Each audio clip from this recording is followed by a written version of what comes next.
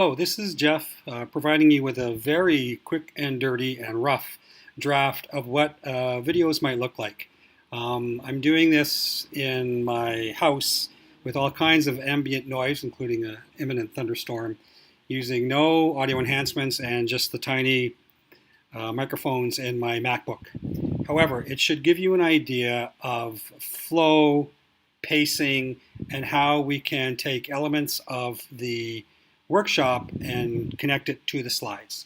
So it's the first 20 minutes of the workshop. This should not take that long, but I'll walk you through it and then we can discuss it afterwards once you've reviewed it.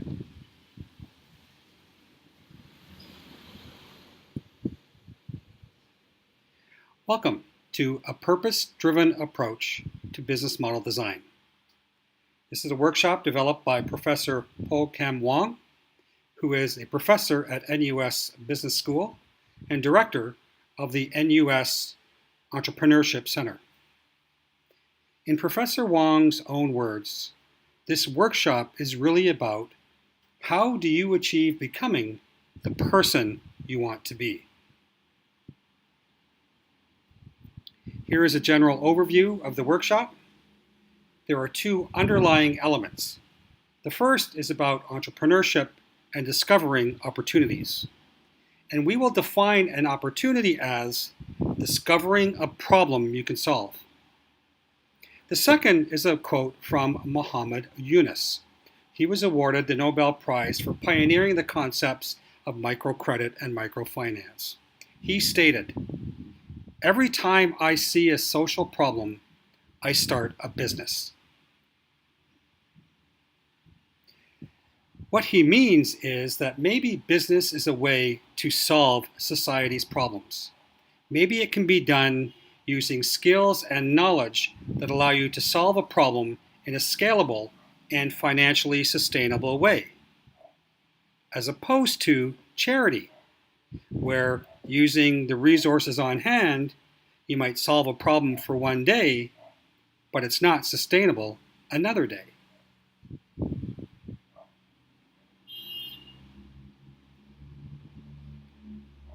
We'll start with the idea of a business model. They say if you want to start a business, you need to underline what that business is really about. What is the business model? A business model describes how an organization creates, delivers, and captures value. So the first thing to consider here is, can you produce something that can actually add value? Then, how do you deliver this product or service to the market's customers or users? Secondly, how can you do it in such a way that it generates resources back through the organization to further continue to scale the operations? So how many of you have come across the business model canvas? The Business Model Canvas by Osterwalder and Pignot provides a shared language for describing, visualizing, assessing, and designing business models. This is the book that the workshop is based on. You should have a copy of it. If not, you should get a copy of it by downloading it, or you should be able to get a PDF of the Business Canvas from this link.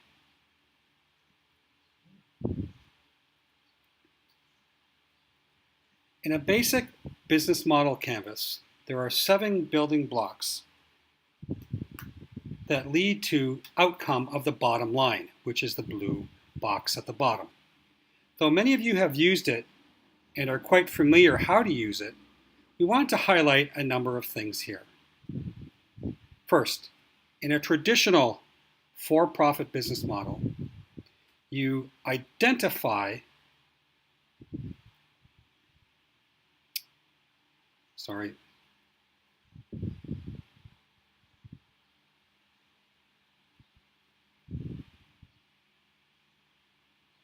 You identify the customer need, and then you say, how can I come up with a product or service that delivers some value to add to this problem or customer? And in the process, you create the central component, or what is called the value proposition, number 1 in the red box. The next thing you want to figure out is how to get this product or service to the customer. Number 2, how to get the product or service into the consciousness of the target or customer. This is what is known as the customer relationship. In a traditional business model, you talk about marketing, building relationships to potential customers. The questions for customer relationships are, how do you get customers? How do you make them become aware of the product? How do you convince them to use this product or service? And how do you treat them as customers?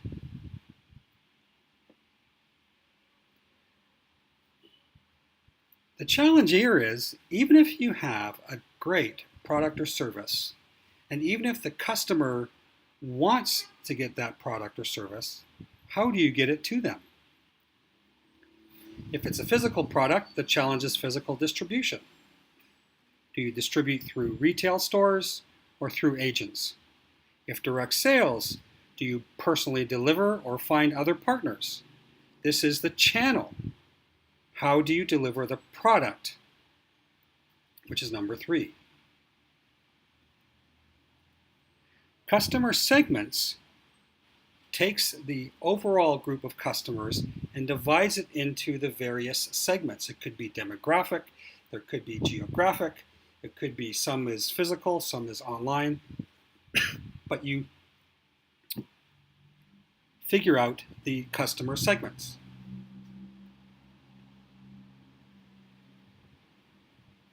This is what is called the right-hand side of the canvas.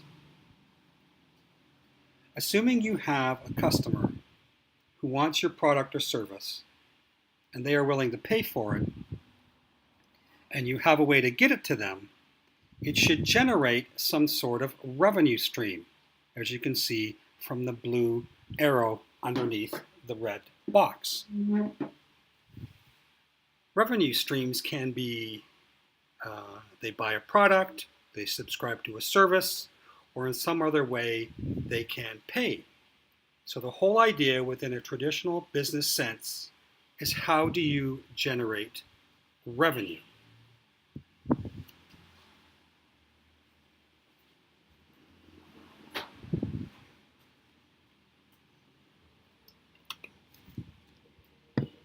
The left-hand side has to do with, even if you got a product or service the customer really wants, and you know how to get it to them, and they will pay you, the next challenge is, how do you actually make this product or develop this service? And there are a whole lot of other activities, or key activities, number 5, that you need to create for this product or service. If it's a physical product, you have to manufacture it. If it's a service, you might have to set up the whole service team and the process and the supply chain to achieve it. This left-hand side is a form to create the product or service and to carry out those activities and resources and methods. So once you've identified the key activities, then you can figure out the key resources. What's it going to take to make all of these activities, to generate these activities, the manufacturing or the training? But of course, you don't have to necessarily do all of this yourself. You can work with other partners. Thus, number 7, you can have key partners, somebody who can do the manufacturing for you, somebody who can train the service providers. The idea here is, how can you create the product or service? And then as you make it, though, you are going to incur costs. That is the blue arrow underneath the red box. All of these costs will begin to impact on the bottom line.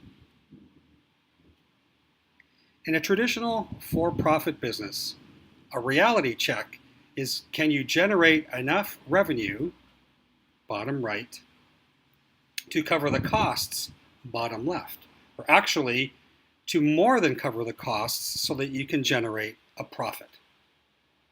So we've just highlighted how all of this works in a traditional sense in order to generate for-profit business.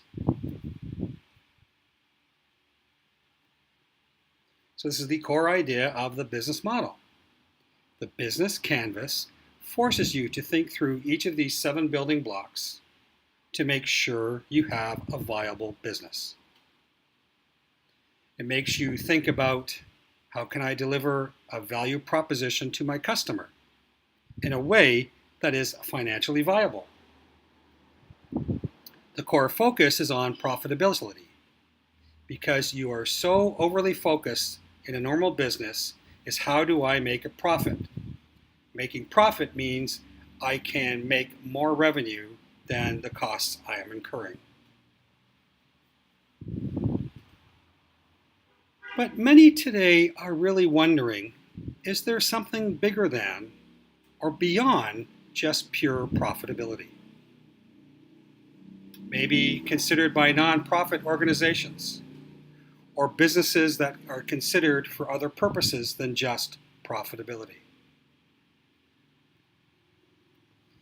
We wonder, how many of you who are listening to this have come from a family with a family business? If so, what are some other things you're concerned about that family business besides making money? One might be succession. You want to improve the business. You want to make sure that the next generation is maturing and can take over. Another might be legacy. Your family started a small company, say, making chicken rice. You want to honor that legacy. Now, you might figure out an easier way to make money than making chicken rice, but it is not your family legacy. The basic idea is that even though these are for-profit businesses, family businesses can have other purposes besides pure profit.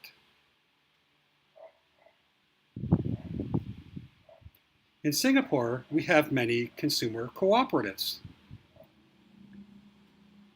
Their mission is, they are not there just to make money, because if they are there just to make money, they can go into the higher end goods and sell premium products. But the original goal was to keep prices affordable for their members. Consumer cooperatives are in many parts of the world, some even in European countries. But here they are concerned with making money, but their chief goal is to keep prices affordable for their members. Then we have state-owned enterprises. These were set up, one, to be profitable. Unfortunately, many are not, but that was their goal. But one of the main reasons they were set up in business in the first place is they wanted to create local jobs. So it's not just about making money, but it was set up in a specific region to create jobs. So even though they're a for-profit company, they are really thinking about other purposes as well. For some reason, there isn't much about internet or social media startup. I need to add some in. So what do you know about CSR?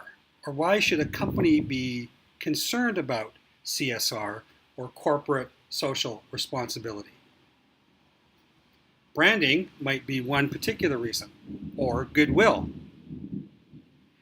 What is meant that a big company will put money into CSR to help achieve profitability in the long term? So it's trading off short-term profit with creating the brand in the long term. So they don't do everything for short-term profit, they think about the long term as well.